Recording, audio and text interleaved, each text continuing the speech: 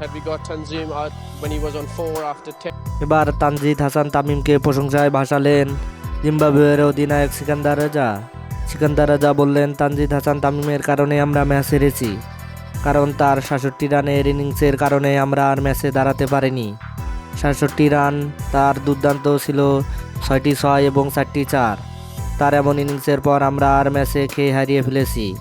তাই তো তানজিদ হাসান তামিমকে আমি প্রশংসায় ভাসাচ্ছি একটা কারণেই, তানজিদ হাসান তামিম হতে পারে ভবিষ্যৎ সুপারস্টার, কারণ তার সব স্ট্রোক এবং স্ট্রাইক খুবই ভালো।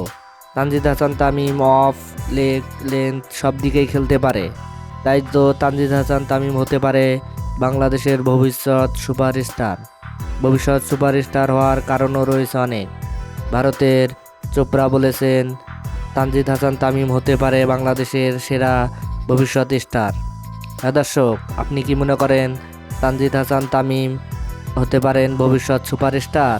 যদি তানজিদ হাসান তামিম ভবিষ্যৎ সুপারস্টার হতে পারেন, তাহলে অবশ্যই আপনার মূল্যবান মতামত আমাদের কমেন্ট বক্সে জানিয়ে দিবেন।